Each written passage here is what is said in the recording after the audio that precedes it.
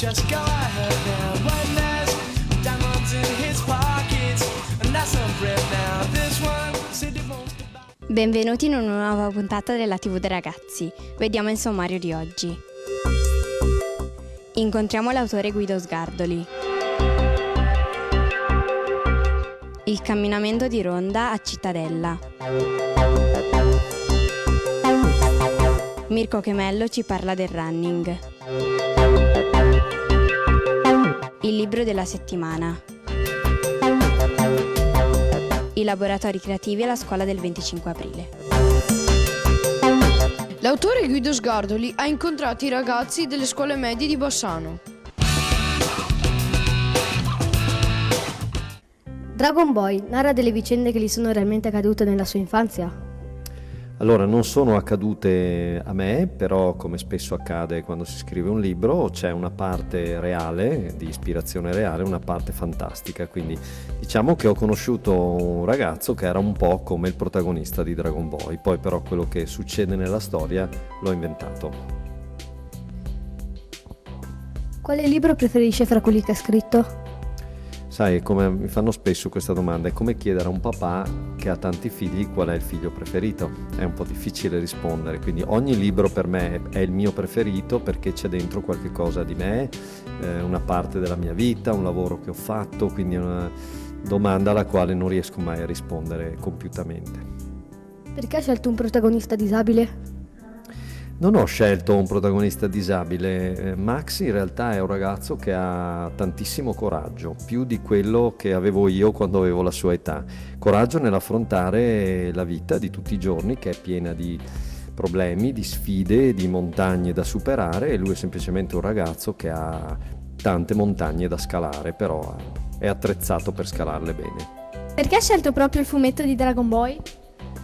Ho scelto il fumetto perché il fumetto è stata la mia prima forma di espressione, quindi quando ero più piccolo ancora di voi disegnavo fumetti anziché scrivere storie, quindi in realtà insomma, fa parte un po' della mia formazione, il fumetto lo amo molto. Siamo andati a scoprire il camminamento di Ronda delle mura di Cittadella. Linea agli inviati. Ciao ragazzi, oggi ci troviamo a Cittadella, una delle più belle città murate d'Italia. Buongiorno Elena. Buongiorno a te. Ci può raccontare brevemente la storia di Cittadella? Certo, Cittadella è una città murata che nasce nel 1220 per il comune di Padova come avamposto militare e quindi la sua storia principale comincia nell'epoca medievale. Lo stato di conservazione delle mura è notevole. Come è stato possibile? È stato possibile grazie ad un intervento di restauro che è durato ben 20 anni e che ha visto le nostre mura pian pianino nel corso degli anni essere maggiormente più accessibili. Dopo un'importante ristrutturazione siete riusciti a rendere agibile e percorribile il cammino di Ronda. Come è nata questa idea? Beh, l'idea nasce soprattutto dal fatto che comunque Cittadella fortunatamente aveva già un sistema fortificato bello in sé e bastava solo restaurarlo. Quanto tempo si impiega a compierlo completamente? Il percorso varia in funzione di quanto tempo una persona vuole dedicare alla visita. Solitamente sono circa 45 minuti, un'oretta di passeggiata e si cammina per appunto quasi 2 chilometri di percorso. Possono percorrerlo tutti o ci sono delle limitazioni? No, fortunatamente non ci sono delle grosse limitazioni in quanto, come puoi vedere, il camminamento di Ronda è tutto in piano e quindi non ci sono scalini o difficoltà notevoli da segnalare. Abbiamo addirittura all'interno della Torre di Malta, che è la porta opposta a quella in cui ci troviamo, un ascensore per chi eventualmente volesse salire. Molte grazie per la disponibilità. Da Cittadella è tutto lì nello studio. Grazie. Ciao ragazzi, oggi siamo qui in compagnia del signor Mirko Chemello, un esperto di running che ha fatto della sua passione un motivo per aiutare gli altri. Buongiorno Mirko. Ciao. Come è nata la sua passione per il running? Allora, io ho iniziato a giocare a calcio sin da bambino, avevo 6-7 anni quando ho iniziato a giocare a calcio e poi ho giocato fino a 20-22 anni e tra un infortunio e l'altro calcistico cercavo di rimettermi in forma con con la corsa, insomma. E poi ho visto che la corsa riusciva a darmi molto di più che quello che mi dava il calcio, e quindi ho detto ma perché non continuare a correre, e vedevo che non mi facevo male e quindi ho continuato a correre. Quanto si allena a settimana? Beh, io mi alleno 6 volte la settimana, anche 7, 6 giorni la settimana tendenzialmente, circa 150 km a settimana di corsa. Recentemente ha fatto un record, ha corso 60 maratone in 60 giorni. Ci vuoi raccontare com'è andata? Allora, l'idea delle 60 maratone, io avevo visto un americano che aveva fatto 50 maratone in 50 giorni. Poi un italiano ne aveva fatte 51 in 51 giorni e un cinese a sua volta, dopo un po' di anni, aveva fatto 52 maratone in 52 giorni. E quindi io ho sparato alto, ho puntato alle 60 maratone. Però in realtà la mia idea era nata proprio per far conoscere il progetto che io porto avanti da anni, che si chiama Progetto per l'Uganda, e con questo progetto volevo dare un segnale forte e in questo modo ho lanciato questa sfida delle 60 maratone proprio per dare un segnale forte a questo progetto, e alla fine mi è andata bene sia con l'uno che con l'altro. Hai altri progetti umanitari per il futuro? Beh, l'idea di continuare con il nostro progetto per l'Uganda, che io già da qualche anno faccio, credo che continuerò a farlo, avrò qualche altra idea per la mente di fare qualche altra impresa, magari non solo mia, ma di coinvolgere anche altre persone. Ciao, sono Beatrice. Il libro che vi presento oggi si intitola Miscia corre. L'autore è Gerry Spinelli e la casa editrice è Mondadori.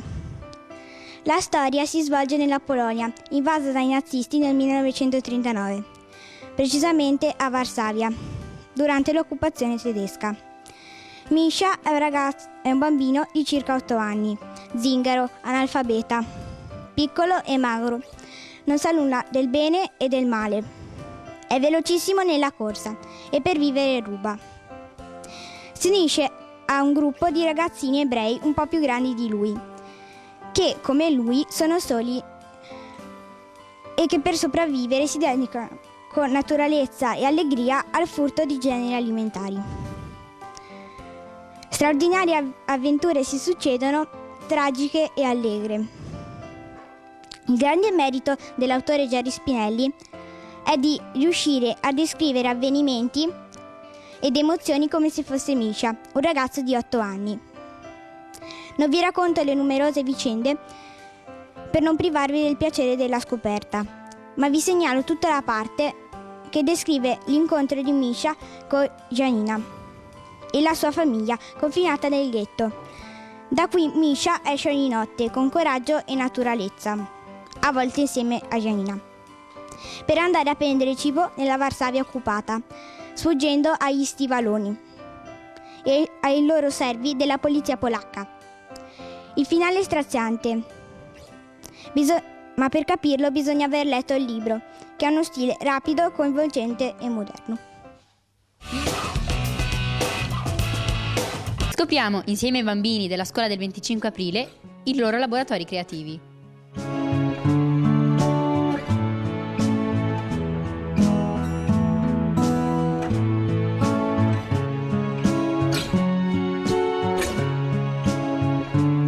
Alla nostra scuola, come tutti gli anni, si fanno i laboratori di mani in pasta. Si tratta di una giornata in cui gli alunni suddivisi in gruppi misti si dedicano a diverse attività, con l'aiuto di genitori, parenti o nonni.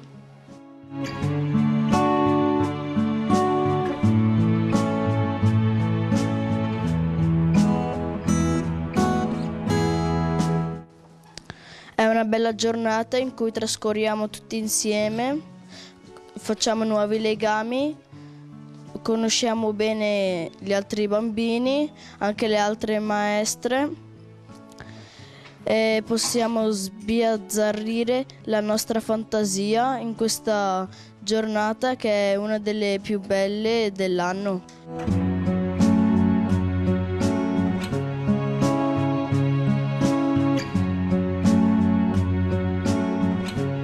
Di solito i laboratori di Mani in Pasta cambiano tutti gli anni, a parte giornalino e cucina, che come sempre prepara la merenda per tutta la scuola, permettendoci di fare per un giorno uno spuntino molto goloso a base di pizzette, spremute e dolcetti.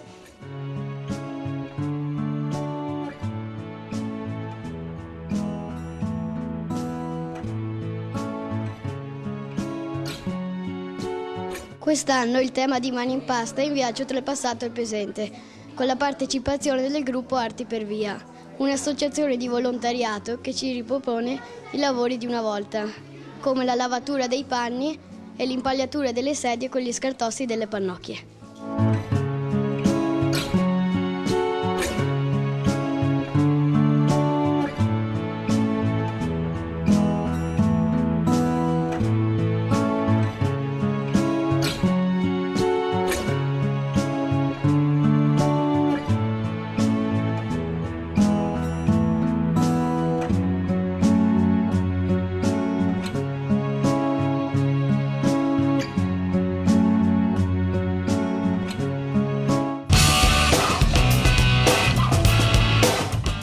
Lo sapevate che il più grande uovo di Pasqua è stato realizzato in Argentina, dove oltre 27 chef pasticceri hanno lavorato per 2 settimane e hanno prodotto un gigantesco uovo pesante 4 tonnellate, alto 8,5 metri e largo 5 metri.